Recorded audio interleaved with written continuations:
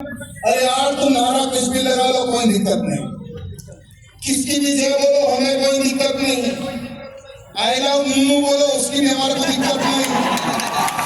लेकिन सर तन से जुदा के जो तुम लोगों ने नारे लगाए हैं, तो सर किसका काटोगे? सर तन से जुदा के जो तुमने नारे लगाए हैं, बोलो सर किसका काटोगे? क्या हिंदू का सर क्या बकरे की गर्दन समझ रहे हो क्या? अरे छत्रपति शिवाजी महाराज का दूसरा रूप हिंदू है, महाराणा प्रताप का दूसरा रूप हिंदू है।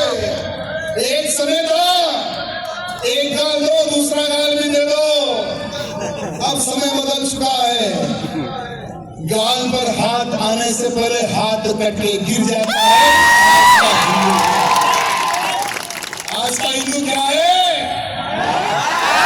आज का हिंदू ये है, और ये परशुराम का भाला लेकर घूमने वाला हिंदू है। वो समय गया जब हिंदू दो गाल देता था, अब का हिंदू है देश धर्म समाज की रक्षा के लिए प्राण दे भी सकता है और प्राण ले भी सकता है। मेरे मित्रों, आज का हिंदू वो है। मेरे मित्रों, आज मैं किसी को यहाँ पर काम देने के लिए नहीं आया हूँ, लोग डरने की आवश्यकता नहीं है, खास करके हमारे पुलिस भाई डरने की आवश्यकता नहीं, हम कुछ नहीं बोलेंगे। देखिए, जहां जो बोल रहे हैं ना, वहां तो बोलना पड़ेगा ना। मैं हमारी पुलिस को धन्यवाद देने के लिए आया हूँ आपके गुजरात में, क्योंकि एक मुल्ले को हमारी गुजरात की पुलिस ने पकड़ा था। वो मुल्ले का नाम देखिए, सोहेल अबू बकर। सोहेल अबू बकर वहां के धागे की फैक्ट्री में मैनेजर का काम करता था, और उसके गांव में छोटे छोटे बच्चों को शिक्षा देने का काम करता था। अरे गुजरात में तू साले भीख मांगने के लिए आया, तू जीने के लिए आया, काम करने के लिए आया, काम कर लेना था ना। लेकिन गुजरात की धरती में बैठकर लूडो गेम को डाउनलोड कर लेता है, लूडो गेम के माध्यम से पाकिस्तानियों से चैटिंग करता है, पाकिस्तानियों को बोलता है कि मुझे नए नए गन्स चाहिए, मुझे पैसा चाहिए। तो पाकिस्तान के आदमी ने कहा कि ठीक है, हम तुझे 1 करोड़ रुपए देंगे, बोल किसको उड़ाएगा? तो उसने कहा कि नुपुर शर्मा को उड़ाऊंगा। नुपुर शर्मा को उड़ाने के लिए, और एक उपदेश राणा जी है, उनको उड़ाने के लिए क्या है? क्या उपदेश राणा है क्या दर? नहीं है। उपदेश राणा जी को उड़ाने के लिए, और मैं उनका जीजा को उड़ाने के लिए 1 करोड़ रुपए की सुपारी दे दी है। अब देखिए, हमारी गुजरात की पुलिस ऐसी वैसी पुलिस नहीं है। उस मुल्ले को, उसकी चैटिंग को, सब चीजों को ढूंढ कर पकड़ कर ऐसा फोड़ा, सब जैसे तोता टाव टाव करता है ना, वैसा वो भी टाव टाव करना स्टार्ट कर दिया।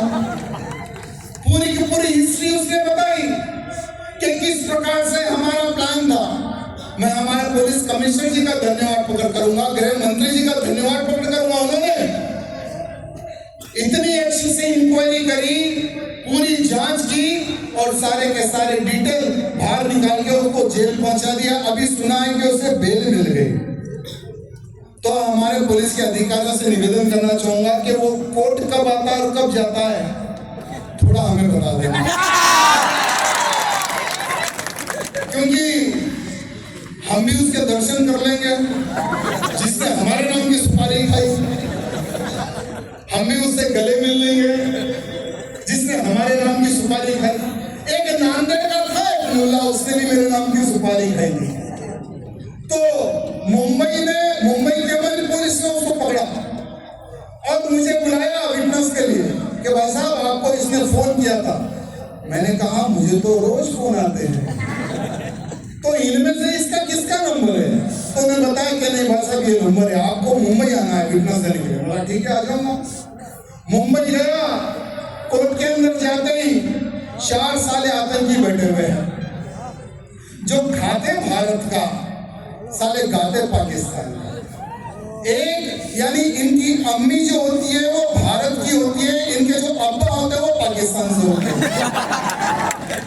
यानी जो आतंकी बनता है ना भारत में रहकर, वो एक बाप की औलाद नहीं रहता मेरे मित्रों, क्योंकि इनके घर में आना जाना बहुत लोगों का होता है।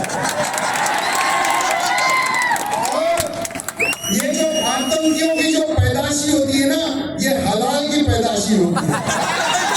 और यदि लोग आतंकी बनते हैं, भारत का खाकर भारत से विद्रोह करते हैं, भारत में रहकर भारत से हमले करने की सोच रखते हैं, मेरे मित्रों, ऐसे लोग बहुत हमारे क्षेत्र में हैं।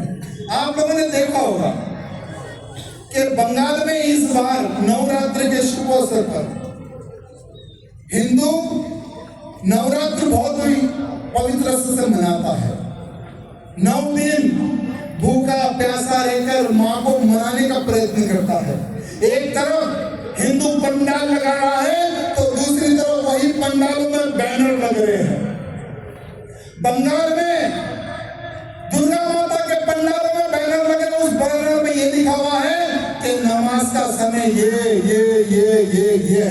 5 टाइम की नमाज का समय ये है। यहाँ 5 टाइम कोई घंटा बजना नहीं चाहिए, यहाँ 5 टाइम कोई आवाज नहीं आनी चाहिए, यहाँ 5 टाइम कोई गाना बजना नहीं चाहिए। अगर बजोगे तो हमारा फिर एक्शन देखने को मिलेगा। आज बंगाल में मेरे मित्रों हिंदू किस प्रकार से जी रहा है ना, डर डरते हमारा हिंदू जी रहा, लेकिन हम सबको यहाँ कहना है कि जियो तो हमारे बंगाल के हिंदू जैसा, जो गर्व से हमारा हिंदू जी रहा है, लड़के हमारा हिंदू जी रहा है। मेरे मित्रों बंगाल में आतंकी हमला कर रहे हैं, फिर भी हमारा बंगाल का हिंदू नहीं डर रहा है। मेरे मित्रों, मेरी एक 4 दिन पहले एक सभा हुई थी। मैंने गुजरात के केस के बारे में उन वहां के हिंदुओं को, गौ रक्षकों को बताया कि हमारे गुजरात में एसपी व्यास जी ने एक जजमेंट दिया था। हमारे महाराष्ट्र से गौ माताओं की तस्करी गुजरात में कर रहा था, उसको पकड़ा हमारी पुलिस ने। जब उसको कोर्ट में जब पेश किया गया, जब उसका ट्रायल हुआ, तो हमारे मजिस्ट्रेट साहब ने उसको फांसी की सजा दे दी और 5 लाख का जुर्माना लगा दिया। मैं धन्यवाद प्रकटता हूं ऐसे हमारे मजिस्ट्रेट साहब का, जिनके मन में गौ माता के प्रति प्रेम था। मेरे मित्रों, ये जो साधु है ना मंच पर, ये जीते हैं गौ माता के लिए, मरते हैं गौ माता के लिए मेरे मित्रों। लेकिन बोलकर तकलीफ होती है कि आज पूरे देश में दूसरा अगर कोई देश बीफ एक्सपोर्ट में है तो हमारा भारत देश बन गया है। यहां बहुत ही बड़ी तकलीफ का विषय है। करपात्री जी महाराज जी याद आते हैं मुझे। करपात्री जी महाराज जी ने गौ माता की रक्षा के लिए साधु संतों ने गोली खाई थी सीने पर, और जिसने गोली चलाई थी वो सरकार थी इंदिरा गांधी की। साधु ने ऐसा श्राप दिया, और जिस दिन साधु संतों पर गोली चली गौपाष्टमी का दिन था। साधु संतों ने श्राप किया, जैसा आज हम मर रहे हैं वैसे ही तू मरेगी। गौ माता का श्राप और साधु संतों का श्राप कभी खाली नहीं जाता मेरे मित्रों। आज पीढ़ी पीढ़ी समाप्त हो रही है। तो हमारे भारत में आज हम गौ माता की पूजा करते हैं। आज लाखों की संख्या में गौ माता के बच्चे अगर मर जाएंगे, कट जाएंगे, तो आने वाले समय में हम गोबर का लीप कैसे करेंगे? गौरी गणेश को हम कैसे बिठाएंगे? गौ माता के दूध से हम पंचामृत कैसे बनाएंगे? कैसे हमारे भगवान